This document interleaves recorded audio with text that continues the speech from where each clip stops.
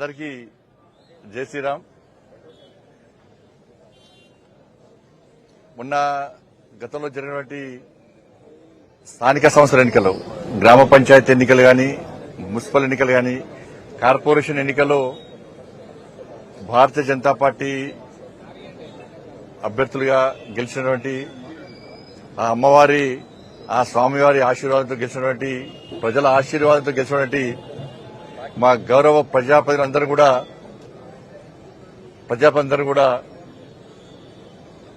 కొండగట్టు అంజన్న దర్శనం కోసమని వస్తామని చెప్పి ఆ రోజే మొక్కోవడం జరిగింది.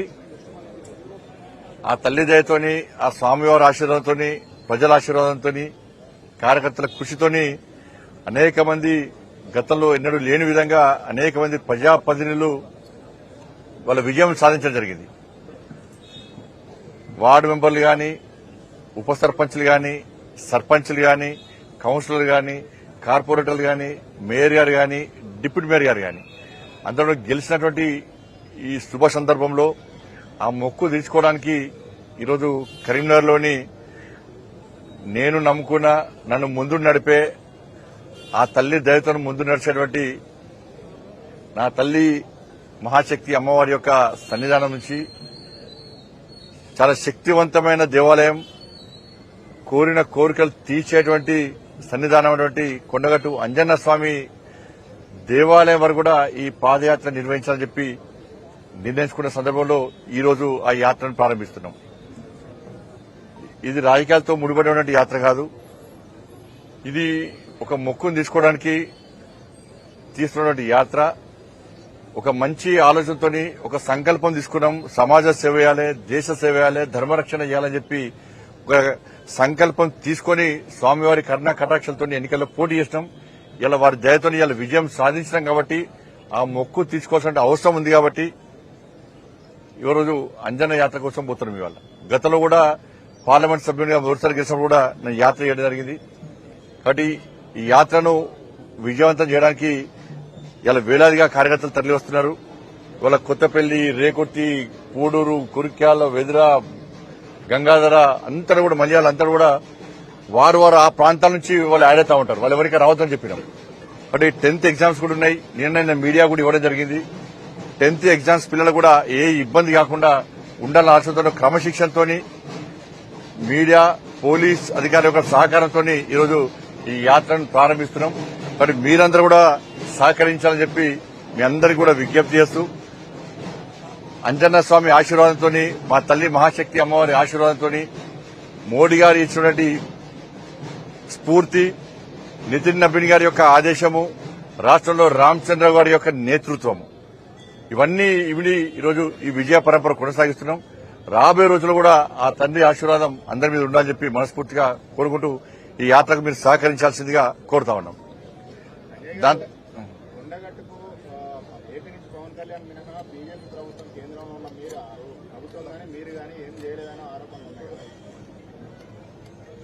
ఆంధ్రప్రదేశ్ లో ఉన్నది ఎన్డీఏ ప్రభుత్వం. ఆంధ్రప్రదేశ్ లో ఉన్నది భారతీయ జనతా పార్టీ, తెలుగుదేశం పార్టీ, జనసేన ప్రభుత్వం. డబుల్ ఇంజన్ సర్కార్ ఆంధ్రప్రదేశ్ లో ఉంది కాబట్టే ఆంధ్రప్రదేశ్ నుంచి నిధులు కొండగట్టుకు వచ్చినాయి. కాబట్టి ఇక్కడ కూడా నెక్స్ట్ వచ్చేది డబుల్ ఇంజన్ సర్కారే. కాబట్టి కొండగట్టును తిరుమల తిరుపతి దేవస్థానం తరహాలో అభివృద్ది చేస్తాం. అక్కడ దీక్ష చేసుకున్న స్వాముల దీక్ష విషయంలో గాని, మాల విరమణ విషయంలో గాని, ఆంజనేయ స్వామి జయంతి సందర్భం గాని, ఇతరత్ర విషయంలో గాని, మంటపం గాని, నిరంతర భోజనశాల గాని, అక్కడ గిరి ప్రదక్షిణ విషయంలో గాని, నీటి సౌకర్యం విషయంలో గాని, కళ్యాణ మండపం విషయంలో గాని, గెస్ట్ హౌస్ల విషయంలో గాని, అన్ని విషయాల్లో ఒక బ్రహ్మాండమైన ప్లాన్ తోని మేము ముందుకు వస్తాం.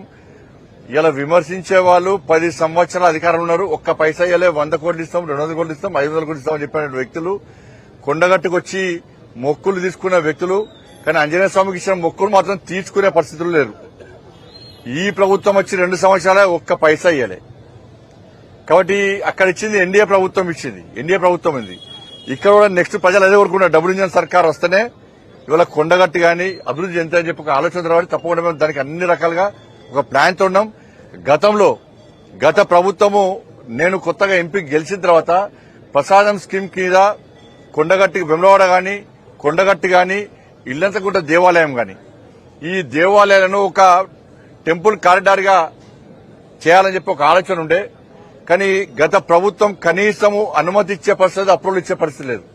నిజంగా గత ప్రభుత్వం సహకరిస్తే ఇవాళ కేంద్రం నుంచి నిధులు వచ్చేది ప్రసాదం స్కీమ్ కింద. ఇలా స్కీమ్ లేదు, ఇవాళ అయిపోయింది. దాని కారకులు ఎవరు? ఎంత అభివృద్ధి చేద్దామన్నా గత ప్రభుత్వం సహకరించలే. ఇప్పుడు స్కీమ్ లేదు. కానీ కారకులు ఎవరో ప్రజలకు తెలుసు. కానీ నిధులు తెచ్చేది ఎవరో ప్రజలకు తెలుసు. సహకరిస్తే తప్పకుండా మేము కూడా నిధులు తీసుకొస్తాం. అంటే ఇప్పుడు ఈ యాత్ర మీరు మొక్కు తీర్చుకునేందుకు అంటారు కదా, మొక్కు తీర్చుకోవడంతో పాటు పొలిటికల్ ఇంటెన్షన్ ఏముంది? ఎవరు అనుకుంటే ఏమైనా ఇప్పుడు నేను అంజనేయ స్వామి మా కార్పొరేట్లు అందరికీ చెప్పినాం, మీటింగ్లో చెప్పినాం, సభలలో కూడా చెప్పినాం. కొండగట్టు అంజన ఆశీర్వాదం చేస్తాం, తప్పకుండా వస్తామని చెప్పండి. గతంలో తీసుకున్నాం, ఇప్పుడు తీసుకుంటాం. ఎవరైనా రాజకీయ కోణంతో చూస్తే వాళ్ళ కర్మ ఏం చేస్తామని దానికి ఏం చేయలేము మనం. వాళ్ళు కూడా దేవుడు కరుణించాలని చెప్పి వాళ్ళు కూడా యాత్ర చేసే శక్తిని సామర్థ్యాన్ని ఆలోచన కల్పించాలని చెప్పి అంజనేయ స్వామి వేడుకుంటున్నాను. ధన్యవాదాలు. దాంతోపాటు కాంగ్రెస్ పార్టీ మొన్న జరిగినటువంటి కవంపల్లి సత్యనారాయణ గారికి ఎస్సీసీఎల్ రాష్ట్ర అధ్యక్షునిగా నియమితులందుకు వారికి మా తరఫున హృదయపూర్వక శుభాకాంక్షలు. దురదృష్టం ఏంటంటే నిన్న గాంధీ భవన్ లో నిర్వహించిన సభలో తుంగతుర్తి ఎమ్మెల్యే ఎంత మూర్ఖుడంటే, ఎంత ఫాల్తు మాటలు మాట్లాడినంటే, ఈ భాష మాట్లాడుతున్నంటే అర్థం చేసుకోండి. వాళ్ళ రాష్ట్ర ముఖ్యమంత్రి కాంగ్రెస్ అంటే ముస్లిం అంటే కాంగ్రెస్. ఎస్, ఇలా యథా రాజా తదా ప్రజ. ఇలా ముఖ్యమంత్రి బాటలు నడుస్తున్నట్టున్నారు కాంగ్రెస్ పార్టీ నాయకులు. ఇలా ఎంఐఎం పార్టీ నాయకులు గట్టేసిరి. ఇలా ఎన్టీఆర్ ఘాట్ కూల్చేస్తాం, పీవీ ఘాట్ కూల్చేస్తామంటే ఇలా ఎంఐఎం పార్టీని బీఆర్ఎస్ పార్టీకి బొందబెట్టిన విషయాన్ని గుర్తుంచుకోవాలి. 15 నిమిషాలు సమయం ఇస్తే నరికి చంపుతానే ఎంఐఎం పార్టీని మొత్తం ఎక్కడ కూడా భూస్థాపన చేసిన విషయాన్ని గుర్తుంచుకోవాలి. రెడ్డి అయినా రావైనా ఎవ్వలైనా కూడా మా కాళ్ల కిందకి వచ్చి పడుండాల్సిందే అని చెప్పి ఎంఐఎం పార్టీ అంటే కూడా సిగ్గు లేకుండా, పౌరుషం లేకుండా, రేషం లేకుండా, రోషం లేకుండా వాళ్ళ మోచేతి నీళ్లు దాగే కాంగ్రెస్ బీఆర్ఎస్ పార్టీ నాయకులారా, మీ నాయకుల వ్యవహారశాలి ఫస్ట్ మార్చుకోండి. ఫస్ట్ అంత వేదిక మీద అర్చకులను పిలిపించి, బ్రాహ్మణత్వం పిలిపించి వాళ్ళు స్పష్టంగా ఆశీర్వాదం ఇస్తుంటే ఇలా హిందూ ధర్మం గొప్పతనం, సర్వే జన సుఖినోభవంతు అని చెప్పి ప్రతి వ్యక్తి ప్రతి ప్రాణి సుఖ సంతోషాలతో ఉండాలని కోరుకునే ధర్మమే నా హిందూ ధర్మం. గాడ్ బ్లెస్ యూ కాదు, సర్వే జన సుఖినోభవంతు. ఇది నా హిందూ ధర్మం యొక్క గొప్పతనం. కానీ ఆ మూర్ఖుడికి ఏం రాదే, బ్రాహ్మణోత్సవంలో ఆశీర్వాదం తెలియదే. అక్కడ వేదికమైన నాయకులకు సిగ్గుండాలి కొంచెం. పోయి నీ భార్య పిల్లలు అడుగుండ్రి. అడా నిన్న వేదికమైన మహేష్ కుమార్ గౌడ్ గారు మీతో పాటు మీ నాయకులు పోయి మీ తుంగతుర్తి ఎమ్మెల్యే బ్రాహ్మణోత్సవం మీద, హిందూ ధర్మం మీద మాట్లాడిన మాటలు తీసుకుపోయి మీ భార్య పిల్లల మీద నిలబెట్టి ఆయన మాట్లాడేది కరెక్టేనా? ఎంత ఆహ్లాదం పొందిరు వేదికమైన నాయకులు. అబ్బా, చప్పలు కొడుతున్నారా? నిజంగా చప్పలు కొడుతున్నారు, కేరింతలు కొడుతున్నారు కాంగ్రెస్ పార్టీ నాయకులు. హిందూ ధర్మాన్ని ఏలన చేస్తే, బ్రాహ్మణోత్తముల యొక్క ఆశీర్వాదాన్ని ఏలన చేస్తే, బూతులు మాట్లాడితే కాంగ్రెస్ పార్టీ వేదికమైన నాయకులు చప్పలు కొడుతున్నారు. ఆనందం, రాక్షసానందం పొందుతున్నారు. హిందూ సమాజం చూడాలి ఇవాళ, దాన్ని హిందూ సమాజం గుర్తించాలి. ఇవాళ కాంగ్రెస్ పార్టీ యొక్క ద్వంద్వ విధానాలు, కాంగ్రెస్ పార్టీ యొక్క హిందూ వ్యతిరేక విధానాలను ఇలా హిందూ సమాజం గుర్తించాలి. ఎన్ని రోజులకే పడుంటాం? అరే దేవుణ్ణి తిట్టిర్రు, దేవాలయాన్ని గూస్తున్నారు, సమాజాన్ని చీల్చే ప్రయత్నం చేస్తున్నారు, నిర్లక్ష్యం చేస్తున్నారు హిందూ సమాజాన్ని. చివరకు బూతులు తిట్టే స్థాయికి వచ్చిర్రంటే ఇలా తుంగతుర్తి నువ్వు ఎట్లా గెలుస్తావు చూస్తాం ఈసారి ఇండియా. నువ్వేదో అంటున్నావు కదా, నువ్వు ఎస్సీవా బీసీవా? ఫస్ట్ చెప్పు, నువ్వు ఎస్సీవా బీసీవా? దేవుడు ఒక్కడే. నేను అంటున్నా దేవుడు ఒక్కడే. నిజమైన క్రిస్టియన్స్ ఎవ్వరు కూడా ఈ భాష మాట్లాడరు. నిజమైన క్రిస్టియన్స్ మొదటి నుంచి క్రైస్తవంలో ఉన్నటువంటి ఎవ్వరు కూడా ఈ భాష మాట్లాడరు. ఇలా నువ్వేం చేసినావు తుంగతుర్తి ఎమ్మెల్యే? నువ్వు ఈ దేవుని మోసం చేసి ఆ దేవుని దగ్గరికి పోయినావు. నువ్వు నీకు జన్మనిచ్చినటువంటి దేవుణ్ణి మోసం చేసి ఆ దేవుని దగ్గరికి పోయినావు. ఆ దేవుడు ఎప్పుడు శిక్షిస్తాను నేను? అరే ఆ దేవుని మోసం చేసి నారకొచ్చిండు మూర్ఖుడు, ద్రోహి, దేవుల మోసం చేసే ద్రోహి అని చెప్పి నీకు శిక్షించడం స్టార్ట్ చేశారు. నీ పతనం తప్పదు, రాసి పెట్టుకో. నీ క్షమాపణ చెప్పాలని అవసరం హిందూ సమాజానికి అవసరం లేదు. ముఖ్యమంత్రి క్షమాపణ చెప్పాలి ఫస్ట్. ముఖ్యమంత్రి ఏమాత్రం నువ్వు ధర్మాన్ని నమ్ముకుంటే, నువ్వు హిందువు అయితే, ఆ వేదిక ఉన్న నాయకులు హిందువులు అయితే మీరు క్షమాపణ చెప్పండి. ఆయన వెంటనే పార్టీని సస్పెండ్ చేస్తారా, ఏం చేస్తారో ఆయన మీద వెంటనే క్రిమినల్ కేసులు పెట్టాల్సిందిగా ఇలా మత విద్వేషాలు రగిలించే ప్రయత్నం తుంగతుర్తి ఎమ్మెల్యే చేసిండు. ఆయన మీద వెంటనే క్రిమినల్ కేసులు పెట్టాలి. ఆయన శాశ్వతంగా ఎన్నికల్లో పోటీ ఇవ్వకుండా ప్రభుత్వం ఏం చేస్తుందో చర్యలు తీసుకోవాలి. తుంగతుర్తిలో నీ పతనం స్టార్ట్ అయింది బిడ్డ. నీ సంగతి ఏదో చూస్తాం. ఇవాళ నా దేవులను ధర్మాన్ని కించపరుస్తావా నువ్వు?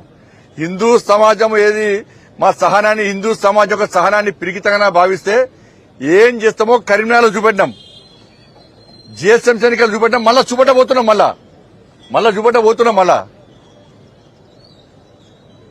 ఇది మంచి పద్ధతి కాదు అన్న విషయాన్ని నేను స్పష్టం చేస్తున్నాను.